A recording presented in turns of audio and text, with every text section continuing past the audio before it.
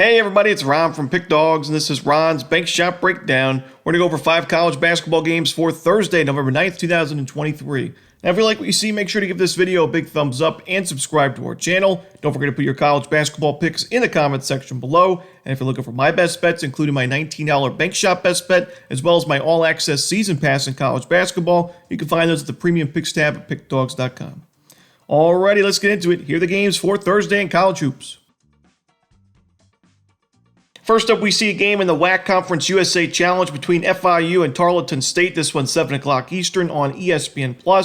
Now, both of these teams opened their season with a loss, a double-digit loss on the road. Tarleton State to Virginia, 80-50, the final score. FIU against their in-state rival in UCF, an 85-62 final score in that one.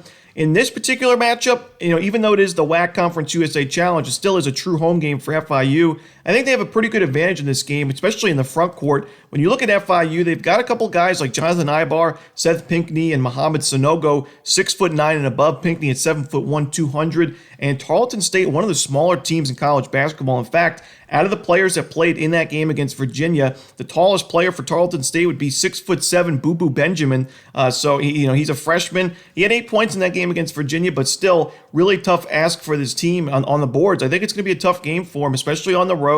And I also don't love this Tarleton State offense. It struggled last year. It wasn't great in that first game. I know Virginia, one of the best defensive programs in college basketball, but still shooting only 23% from three. 37% from two-point range. They had 16 turnovers in that game. Now in your second straight road game, I just don't think the offense does too much in this ball game. I really like FIU's team on paper. I think they have a good advantage here. Give me FIU laying the points. And even though they lost that game against UCF, I like the fact that the Panthers got to the free throw line 32 times in that game. They can get some offense in many different ways. They have some nice scores on this team. So give me FIU laying the points. Next up, we see South Carolina State taking on South Florida. This one's going to be 7 o'clock Eastern. It's on ESPN+ as well. This is the first game of the season for South Florida. There's a new sheriff in town for the Bulls in Tampa as new head coach from Kennesaw State, Amir Abdur-Rahim, who led the Owls to the NCAA tournament last season. They were a 14 seed, which is really impressive. If any ASUN team gets a 14 seed in the Big Dance, they had a really good year. They were 26-9 last year. Abdur-Rahim brings in a couple of nice transfers from that last year's team, including Chris Youngblood, who I'm really excited to see in the AAC this year. He's a really talented scorer. He had just under 15 points per game with a really good three-point percentage as well for the Owls in 22-23. I think he has a big season. I think he has a big game in this one as well. And overall, South Florida has been a program that we know in the last decade or so has been one of the worst offenses in the conference in the AAC. But I think this year they have their best offense on paper in quite a while. I think this is going to be a nice first game for them. I like them laying the points. South Carolina State, they almost lost to a subdivision opponent in their first game of the season. They're ranked 343rd in KenPom for good reason. Give me South Florida, the Bulls laying the points at home. Next up, we see James Madison and Kent State in the MAC Sunbelt Conference Challenge. This one's 7 o'clock Eastern as well. It's also going to be on ESPN+. Now, we, of course, cannot talk about James Madison without going over what they just did to Michigan State in the season opener, going on the road in East Lansing and taking down the number 4 ranked Spartans 79-76 in overtime to open the season. A great performance from James Madison. They were up 22-9 about 10 minutes through the first half, and they never really looked back. The game went to overtime. James Madison took advantage and an outright win, a huge upset win for this program. And I don't mean to take anything away from this team in that win, but I will say it kind of was a perfect storm kind of game for James Madison as Michigan State, who was, one of the better teams in college basketball last year, of course, ranked in the top 10 this year, had a really off night shooting the basketball. They were 1 of 20, 5%, 5% from the three-point line, and they were 62% from the free throw line. It was a really off shooting night for the Spartans. I don't expect that kind of a performance the rest of the season. I also don't think James Madison's defense can expect to do something like that the rest of the season as well, especially another tough road spot here against a good Kent State team. Kent State played a subdivision team. They took care of business in that game. I really like this Golden Flashes team as much as, as impressive as James Madison's win was on the road. I still think Kent State is the better team in this matchup, and we're actually getting a really good price with Kent State because of that big upset win. This is a classic letdown spot for JMU. Give me Kent State laying the points, but I tip my cap to James Madison in a nice upset victory. Next up, we go back to that WAC and Conference USA Challenge. It's going to be Stephen F. Austin in Middle Tennessee in this matchup, 8 o'clock Eastern, also on ESPN+.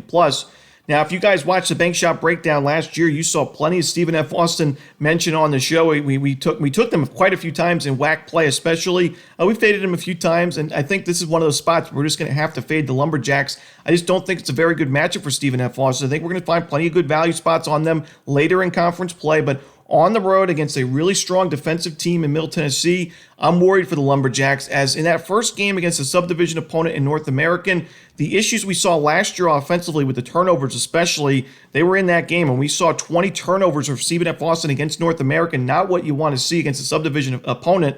And last year, Stephen F. Austin was ranked 338th in turnover percentage offensively, turning the ball over on over 21% of possessions.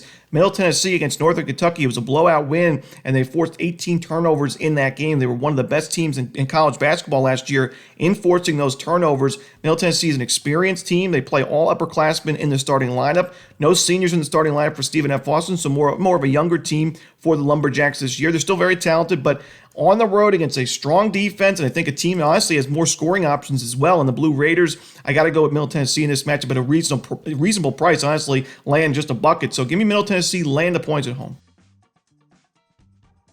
And the final game we're going to talk about for Thursday's card in college basketball, it's a great game on paper. New Mexico and St. Mary's, two great programs, talented rosters, and great head coaches in Richard Pitino and Brandy Bennett. This one, 10 o'clock Eastern, it's going to be on ESPN+.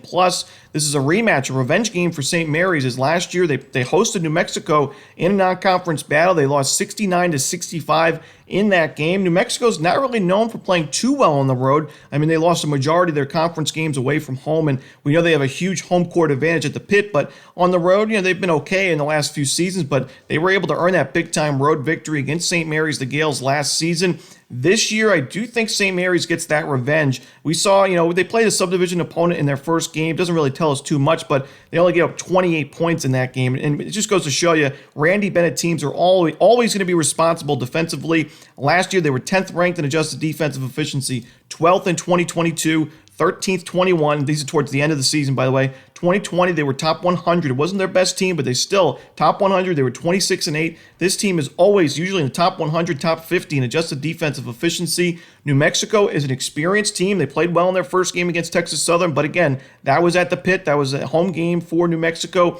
Now, on the road against a revenge-minded, experienced, and talented St. Mary's team, I just don't think the Lobos can pull it off again. But it should be a great game. It's going to probably be a close game toward the end, but I do think St. Mary's pulls away at the end. Give me the Gales laying the points in a game I'm excited to watch. And that's it. Those are the games for Thursday in college basketball. Hope you enjoyed this video. If you did, don't forget to hit that like button and subscribe. And don't forget to put your college basketball picks in the comment section below. Again, if you're looking for my best bets, you can find those at Pick Dawgz Premium. As always, this is Ron Romanelli. Good luck.